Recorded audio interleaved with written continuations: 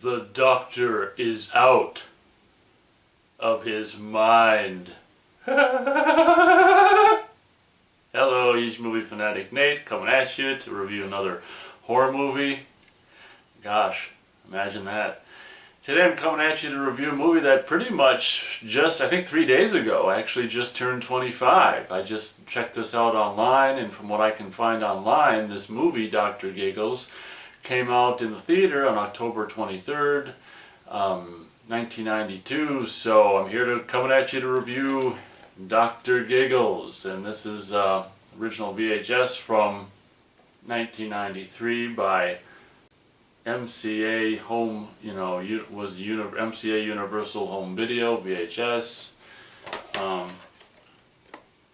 I saw this movie probably right after it came out on home video, and then once this tape came to sell through or whatever, I got this tape. I bought this tape brand new back in the day after it hit sell through. So that's the VHS, and then I actually do have a Laserdisc as well, but it's packed away somewhere, so I shan't be showing you that right now. But then this came out on DVD, and when did it come out on DVD? 2007 by Warner Brothers Home Video, and thing about this movie, and I subsequently got it for $2 at Half Price Books, this DVD, used in the clearance used DVD section.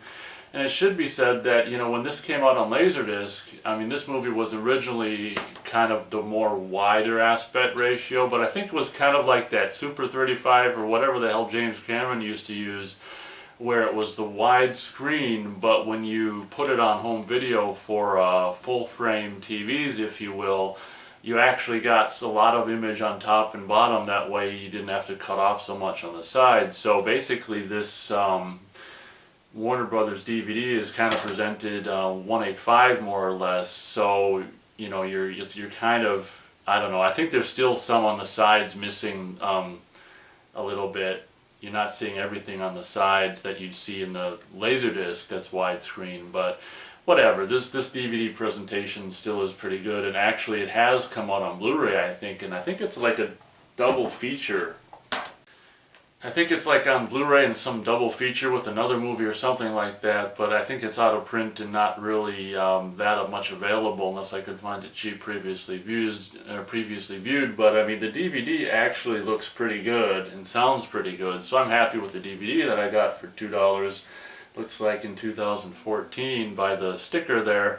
So as I said, I basically, saw this movie right after, not long after it came out on home video. I can't remember being aware of this movie being in the theater. I mean, it was, before internet, so it was kind of like, unless you were watching a lot of TV, which I wasn't really doing at the time, you're not going to really know necessarily what's in the theater. And unless, I guess, you look at I always used to look at the showtimes in the paper back when we used to get a paper or whatever. So I guess I kind of knew what was in the theater by that. But for some reason, I never ventured out to see it or whatever, and I would end up seeing it on home video. And I absolutely loved it when I first saw it. Absolutely loved it, and I actually really loved the music, actually. It's kind of like an orchestral score by Brian May, I want to say. That rhymes. And I actually really kind of liked the score, and at the time I was, still am, but I was much more into like movie scores at the time, and I actually really would have wanted to have the score on tape, and I figured that, later on, after I got the DVD, like 3 years ago, and I kind of, revisited this movie at that time, I was like, gosh, the score would be cool to have, but I'm sure they never, made one. And I did do a search, and I think they actually did put out Brian May's score on CD once upon a time. So that'd be actually something, well, maybe it's on YouTube, the soundtrack, but that'd actually be something worth, buying if one was to come across it at a really cheap price. But on to the review of the movie. This movie is basically about this, well, I'm just going to tell you the movie out of order, whatever. I'll just tell you the basic story of this movie, not as the movie unfolds, but just the basic story. Basically, there's in the 50s or whatever, there's this one town doctor or whatever, it was Evan Rendell, who basically had a kid, and then at one point Evan Rendell's wife's heart went bad or whatever, and she, you know, I don't know, he couldn't really do anything for her, and she died, and I think that kind of drove Evan Rundell crazy, and then, you know, his little son at the time, you know, kind of went crazy too, and then I think it was, I don't know if it was after that, after his wife died, basically Evan Rundell started killing people or something like that. We get a backstory, but I can't remember all the particulars about it. But basically, you know, he was like, did bad shit. I think he killed people or whatever, maybe took their hearts out or whatever after his wife died of a, you know, of a heart failure or whatever, a heart-related problem. And he went nuts and started cutting people's hearts out, and, you know, obviously the police were after him and this and that. And so basically what ends up happening, in a really goofy, it's a really nasty but like really goofy scene that is told by this older cop later on in the movie, and, you know, whereas like Evan Rundell sews his son up, was it in his wife's, you know, in his wife's / you know, son's mother's body or something like that, and that's how he gets the kid, sneaks the kid out of the house. And we see this scene of him in a really nasty kind of scene in a flashback, you know, Dr. Giggles, this Larry Drake's character as a younger kid, busting out of this woman's, you know, pushing out of her stomach, and just like, he's got a little scalpel, I think, and cuts his way out of her, and really nasty. But what's really, the detail they didn't really, they failed to show is that, like he said, when he's telling his flashback, like he sewed his son up in the body, and it's just like there's no, you know, when they made the fake body for this kid to push out of, I mean, there's like no incision and sewed up spot on it or whatever. So I think that was a big screw up. Why'd I say F up? I can say fuck up. This is my channel. And so that was a big F up, and, you know, in my fuck up, in my opinion, you know. But it was a really nasty scene. I mean, can you imagine, you know, this kid's probably not even 10 years old who played the younger Larry Drake, Dr. Giggles character in these flashbacks. Can you imagine being a parent to this kid? Oh, today we're going to have your son, you know, in little underwear, and basically you put him in this have him cut his way out of this fake corpse of this woman. He's going to be all slimy and bloody and stuff. I hope you'll be okay with that. Oh, sure, do whatever you want with my, you know, innocent little child that I'm making money off of. Anyway, so that's kind of the story of this movie and this character. So the movie begins with basically Larry Drake, you know, portraying an absolutely fantastic portrayal of Dr. Giggles. I can't remember what his first, do we ever know his first name? But anyway, it's like he's obviously got his dad's last name, so it's Rundell, something like that. So the movie begins with him basically, with a very early, obviously it's 1992, so it's an early 90s CGI experience, which, you know, is okay for the time or whatever, which was probably really ambitious for the time. The movie opens with basically inside a blood vessel or an artery or whatever, and you're, you know, traveling along with all these red corpuscles or whatever the hell they are, or, you know, these floating blood things, and you go through the heart and you come out the other side to reveal the heart. It's all CG, and then you see the scalpel. This is like during the opening credits with the great Brian May music, and you see a scalpel cut into this very obviously, like, you know, completely flat, two-dimensional looking heart, and I think it's like a, you know, shot of like a real scalpel or something like that, and it just looks, you know, if a kid or someone's like a teenager and someone in high school or something saw this today, they'd be like, oh my god, that passed for, you know, gore at the time. Some of the very first like CG gore that I can ever really remember seeing in a movie. And then it kind of goes to this really cool shot where it pans up, and then it kind of becomes this one single shot, or meant to look like a single shot, where it's kind of pans up on Larry Drake playing Dr. Giggles, and it kind of keeps going up, and it looks like, you know, he's basically doing pretending to be giving like a lesson in surgery or whatever, when he's it's just revealed that.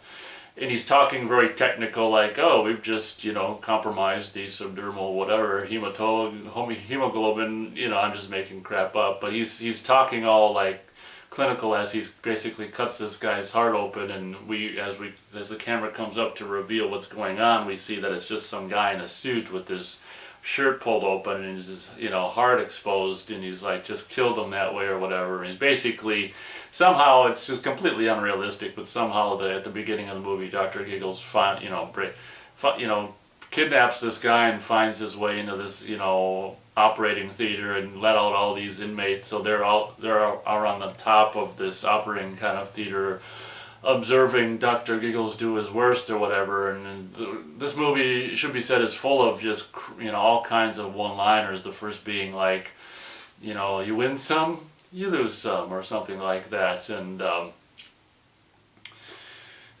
one-liners of which that I can't remember all of them, and won't be saying them all for you today in this review, but the one-liners are pretty classic. One of the memorable ones is after he I don't think he killed. This is when I think he attacks the main character's main character's dad or whatever, and he's like, "You think that's bad? Where do you get my bill?" And it's just like, though, that's the kind of just one-liners that Dr. Giggles will speak after he does a kill or whatever, and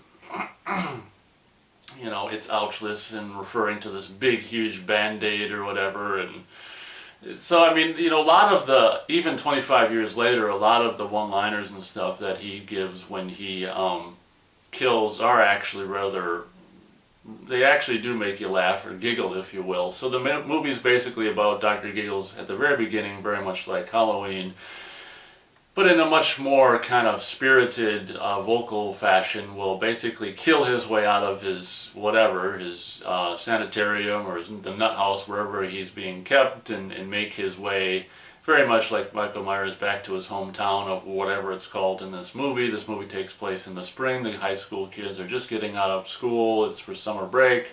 And you've got this main character who I think might have been, I don't know if she was in TV shows and stuff back in at the time. I didn't watch TV very much or at all, so I wouldn't know. But this girl, the lead girl in this movie, and then this guy who's a complete and total Christian Slater wannabe guy. His voice, it's like he went to Christian Slater, school of speech or something like that. The guy who's her boyfriend in the movie just wants to be Christian Slater so bad it hurts. And so that's how that goes. And basically the plot of this movie, or the story with this young girl, is, of course, this young girl has like a heart issue or something like that this young girl is going through. So obviously it kind of plays into Dr. Giggles, just happening across this, character and wanting to do something, which is actually kind of cool, because I think he genuinely wants to help her, but obviously in this kind of maniacal way, of just cutting out people's hearts. Everyone he kills in this movie, he actually, we'll find out later, is basically collecting their hearts. And I don't know if he started doing that maybe after he came across this girl's heart monitor or whatever that she gets early on in the movie, kind of right when we're introduced to her. She gets this heart monitor to, monitor the strength or the performance of her heart during the day or whatever. So basically Dr. Giggles just comes home, and very much, this movie has a lot of parallels with Halloween, because, basically the Rendell house, if you will, is very much like the Myers house in this movie, where it's just this old dilapidated house that people go into to, teenagers go into to mess around or whatever, and been just abandoned probably since, I would imagine, back in the 50s or whenever all this crap with Evan Rendell and stuff went down. And, of course, Dr. Giggles, just like Michael Myers again, takes a car and drives to this town where he grew up, and goes back into his house, and kind of in the basement is kind of, I don't know if this is how, doctors really, if they did this in reality, but in this movie, in the 50s or not, but in this movie, like Evan Rendell's house, like the basement or something, is a complete and total, this is probably just fabricated nonsense, because basically in this movie the basement is a complete and total, like, doctors, with all these doctors separate, waiting room, and it's like basically not a hospital, but a doctor's office, like underneath his house or whatever, which is really kind of just weird. So, but I think it had been since boarded up to be hidden, and when Dr. Giggles gets into his house or whatever, we see him busting through drywall or whatever, busting through the wall to actually reveal his dad's, his father's old, basically door that went downstairs or whatever to his office or doctor's office or whatever the hell you want to call it. So I think he actually dresses up presumably, I mean, he's been locked up for decades or whatever, so I think he presumably dresses up in his dad's old, like, 50s suit and, you know, kind of white, long doctor's coat or whatever. This look is really cool in this movie, and he's got his watch, and dad's watch, presumably, and, you know, gets his dad's old, like, leather, you know, doctor bag or whatever, and it's a really kind of cool movie that, to be honest, I mean, obviously it came out in 1992, but it does, for me, you know, upon revisiting it, rewatching it within the last several weeks or months, I maybe over a month now, I rewatched this, and actually feel like watching it again, because I do actually rather enjoy it quite a bit, and this movie does very much, although it is, you know, came out in 1992, for me it does very much have the same feeling of a slasher movie, kind of a by-the-numbers, in a good way, slasher movie from the 80s, early to mid-80s or something like that. So in my opinion, it does have that 80s slasher, you know, horror slash slasher movie kind of charm and thing going for it, very much so. I don't really know necessarily right now, if I can recall Dr. Giggles' reason for, you know, coming back to his hometown and killing. I think he said something about the fact maybe it's revenge or something like that. He's probably just taking revenge on the town for what they did to his dad or whatever, very much like, oh, I was going to say Halloween, but that's not what happens. I'm so used to saying, just like Halloween. Oh, I was thinking of Friday 13th, you know, how Mrs. Voorhees gets revenge on the, you know, the camp location, even though the people that perpetrated the crime are long gone. She kind of just terrorizes the camp because of what happened there. So it's kind of the same thing where it's like, this movie takes some Friday 13th and Halloween apparently. Dr. Giggles was just going to kill people in the town because, you know, the town, not that those people are still around either. Well, I guess that cop, well, anyway, because, you know, people in the town when he was a kid, you know, basically had his father, you know, arrested or killed or whatever happened. I can't remember what happened to the father, if they killed him or they took him into custody or whatever. But so, you know, this movie is just basically, I mean, it moves along at a really nice pace. You got this drama between, you know, obviously this this young girl, the main character in the movie, is having, obviously, and, you know, understandably so, issues with her boyfriend and stuff, because she's going through crap of her own, like being in high school and being a teenager and possibly needing like a valve replacement or whatever the hell in her heart, whatever the hell they say that the problem with her is. I mean, how much of a drag is that to be in high school and still be a teenager and need some like major like heart surgery, and crap has got her anxiety levels up, and, you know, all her boyfriend is really thinking about is, you know, just sex, of course. And it should be said that also there's these other two